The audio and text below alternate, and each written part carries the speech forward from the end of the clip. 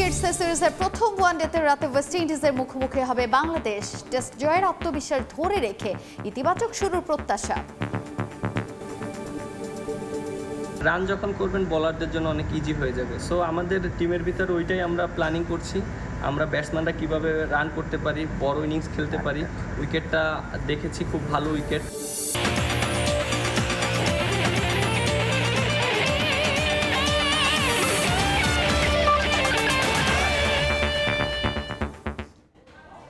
বিশ্বের নানা প্রান্তের খেলাধুলার খবর নিয়ে আমাদের নিয়মিত আয়োজন খেলার সময়, আর এই আয়োজনে আপনাদের সঙ্গে আছি আমি তাজিন খন্দকার। শুরুতেই অনূর্ধ্ব-19 এশিয়া কাপের খবর। শিরোপা ধরে রাখার মিশনে ফাইনালে ভারতের বিপক্ষে টস সেরে ব্যাট করছে বাংলাদেশ।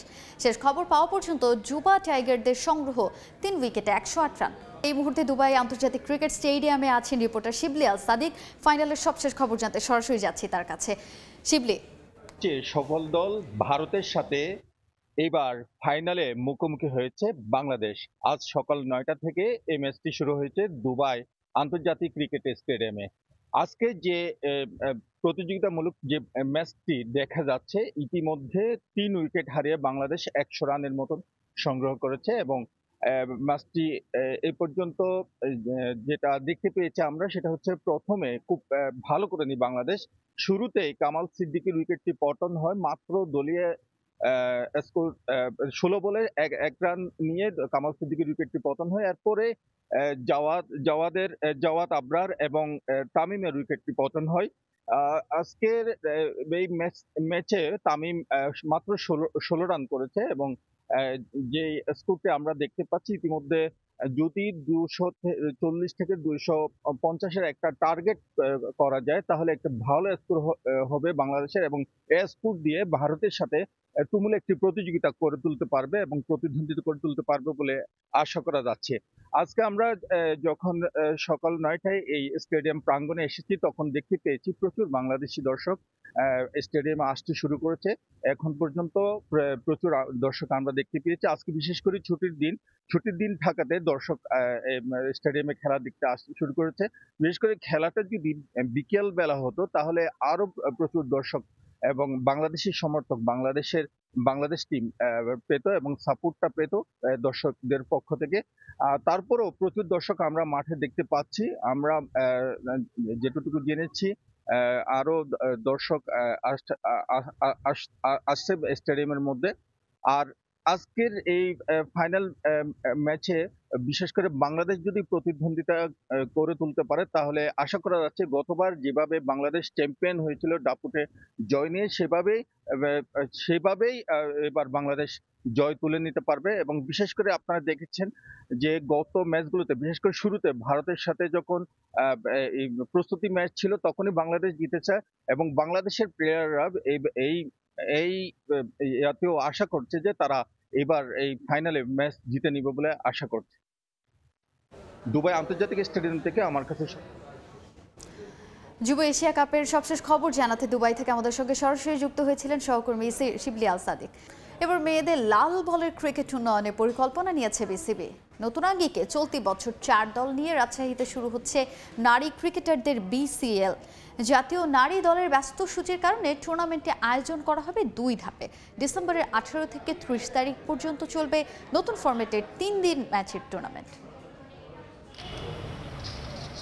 একটা সময় বাংলাদেশ ক্রিকেট মানেই ছিল ছেলেদের খেলা, তবে সময়ের পরিবর্তনে ছেলেদের নামের পাশে সুবিচার করছেন নারী ক্রিকেটাররাও। এর আগে মেয়েদের ম্যাচে গ্যালারি ফাঁকা থাকলেও বর্তমানে দর্শকদের মাঠে টানতে শুরু করেছে নিগার সুলতানারা। তাদের খেলায় আগ্রহ বাড়ছে ভক্তদেরও।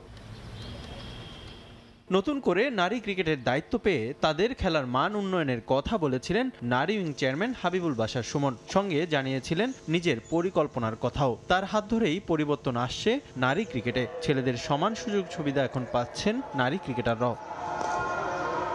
এবার মেয়েদের ক্রিকেট নিয়ে বড় সুখবর দিলেন হাবিবুল বাশার। টেস্ট ক্রিকেট উন্নয়নে লঙ্গার ভার্সনের একটি টুর্নামেন্ট আয়োজন করতে যাচ্ছে বিসিবি। BCL এর আদলে 4টি দল নিয়ে চলতি মাসেই শুরু হচ্ছে মেয়েদের লঙ্গার ভার্সনের টুর্নামেন্টটি। এই সিরিজের পরে আর ওয়েস্ট ইন্ডিজ সিরিজের মাঝখানে আমাদের একটা গ্যাপ আছে। আমরা এখন শুরু করতে যাচ্ছি 4টা টিম নিয়ে। খেলাটা যেন কম্পিটিটিভ হয়, যার জন্য আমরা ছোট করেছি।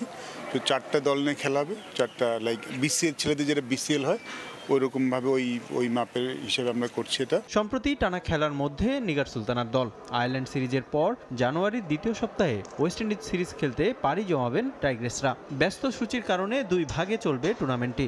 ইতোমধ্যে টুর্নামেন্টের সূচি এবং ভেন্যু চূড়ান্ত করেছে বিসিবি। রাজশাহী ভেন্যুটা চুজ করেছি, 2টা গ্রাউন্ড। আমরা 18 তারিখ থেকে 30 তারিখ পর্যন্ত খেলবো, বিকজ আমাদের ওয়েস্ট ইন্ডিজ সিরিজের দলটা চলে যাবে 11 তারিখে। একটু শর্ট করছি, 2টি ম্যাচ খেলবো। 18 তারিখে শুরু হবে, 30 তারিখে শেষ হবে, সো দ্যাট তারা যাওয়ার আগে একটু সাদা বলে প্র্যাকটিসও করতে পারে, প্লাস একটু ব্রেকও পেতে পারে। এই টুর্নামেন্ট দিয়েই মেয়েদের ফিটনেস পরীক্ষা নিতে চান বাশার। 3 দিন ম্যাচের টুর্নামেন্ট চালিয়ে রাখতে চান কমপক্ষে 2 মৌসুম। টেস্ট ক্রিকেটে এলিজিবল হওয়ার জন্য 2টি সিজন খেলতে হবে।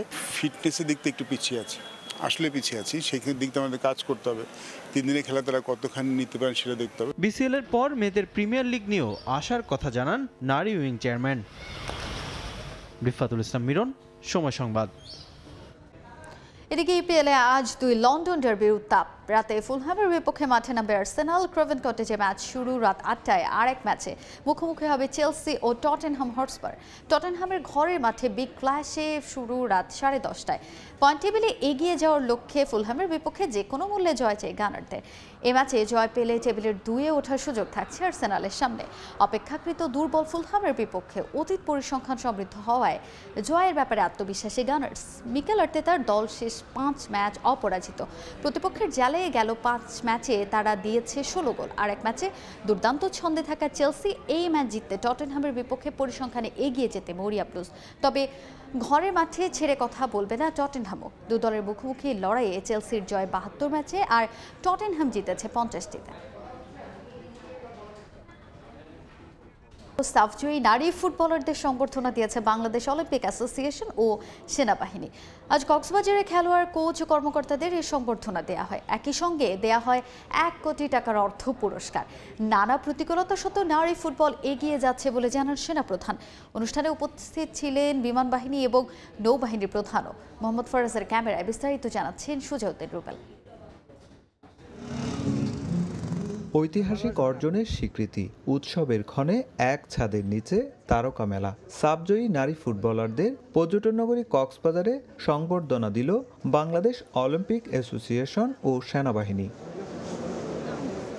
অলিম্পিক অ্যাসোসিয়েশনের সঙ্গে সেনাবাহিনীর এই সংবর্ধনা অনুষ্ঠানে যোগ করে বাড়তি মাত্রা। সেনাপ্রধান জানান, নানা প্রতিকূলতা সত্ত্বেও এগিয়ে যাচ্ছে বাংলাদেশের নারী ফুটবল দল। আমরা নারীদেরকে আরও স্পন্সর করব এবং আমরা জানি যে তাদেরকে এনকারেজ করলে, তাদেরকে দেখভাল করলে তারা আমাদের প্রতিনিয়ত আন্তর্জাতিক পর্যায়ে বিভিন্ন ধরনের সম্মান এনে নিতে সক্ষম হবে। দ্বিতীয়বারের মতো শিরোপা জিতে বিভিন্ন মহলের সংবর্ধনায় সিক্ত হচ্ছেন ঋতুপর্ণা, রূপনা চাকমারা। তবে এই সংবর্ধনা তাদের কাছে বিশেষ কিছু, যা সামনের দিনে আরো ভালো করতে অনুপ্রেরণা যোগাবে বলে মনে করছেন ফুটবলাররা।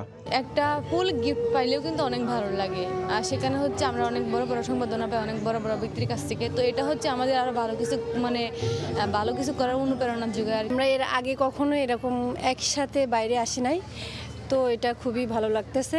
বেশ লম্বা সময় ধরে দক্ষিণ এশিয়ার ফুটবলে রাজত্ব করছে বাংলার নারীরা। এবার সে গণ্ডি বাড়াতে চায় বাফুফে। সঠিক পরিকল্পনা আর পর্যাপ্ত সুযোগ সুবিধায় অভিষ্ট লক্ষ্যে পৌঁছানো সম্ভব বলে মনে করেন বাফুফে সভাপতি। আপনাদের আজকের আয়োজনের জন্য কিন্তু আমরা গর্বিত। আপনাদের এই আন্তরিকতা দেখে আমরা সত্যি অনুপ্রাণিত। আমরা বিশ্বাস করি যে এই সাপোর্টটা আজকে পাওয়াতে আমাদের বাংলাদেশের নারীরা খালি এখন সাফ না, এখন এএফসি কাপও জয়লাভ করার স্বপ্নও দেখবে, মানে ইনশাআল্লাহ একদিন ওরা ফাইনালে খেলতে পারবে। সংবর্ধনার পাশাপাশি ফুটবলারদের দেয়া হয়েছে অর্থ পুরস্কার। প্রত্যেকে পেয়েছেন 4 লাখ টাকা। টুর্নামেন্ট সেরা ঋতুপর্ণা চাকমা ও সেরা গোলকিপার রূপনা চাকমা পেয়েছেন অতিরিক্ত আরও 1,75,000 টাকা করে। এছাড়াও কোচ ও কর্মকর্তাদেরও দেয়া হয়েছে অর্থ পুরস্কার। সুজাউদ্দিন রুবেল, সময় সংবাদ, কক্সবাজার। নারায়ণগঞ্জে উৎসব মুখর পরিবেশে শুরু হয়েছে মাস্টার্স ক্রিকেট টুর্নামেন্ট সিজন 6। নগরের জেলা ক্রীড়া কমপ্লেক্স মাঠে আনুষ্ঠানিকভাবে টুর্নামেন্টের উদ্বোধন করা হয়। উদ্বোধনী খেলায় আরহাব গ্ল্যাডিয়েটর্সকে 1 উইকেটে হারিয়েছে নারায়ণগঞ্জ ওয়ারিয়র্স। জেলার মোট 8টি দল এই টুর্নামেন্টে অংশগ্রহণ করছে। প্রায় প্রতিটি দলে জাতীয় দলের সাবেক ক্রিকেটাররা খেলবেন। প্রতি সপ্তাহে শুক্র ও শনিবার 2টি করে খেলা অনুষ্ঠিত হবে এবং জানুয়ারির শেষ সপ্তাহে অনুষ্ঠিত হবে ফাইনাল। আয়োজকরা জানান, জেলার ক্রিকেটের পুরনো ঐতিহ্য ফিরিয়ে আনতে এবং তরুণ ক্রিকেটারদের জাতীয় পর্যায়ে খেলতে অনুপ্রেরণা দিতেই এই আসরের আয়োজন করা হয়েছে। এই টুর্নামেন্ট শেষ অনূর্ধ্ব 14 এবং অনূর্ধ্ব 16 প্রতিযোগিতা আয়োজন করবে মাস্টার্স ক্রিকেট অব নারায়ণগঞ্জ।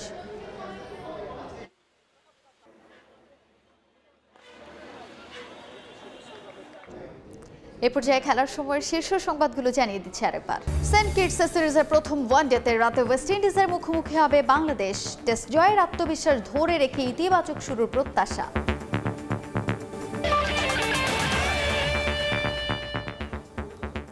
এই ছিল খেলার সময়ের এখনকার আয়োজনে, সঙ্গেই থাকুন সময়ের।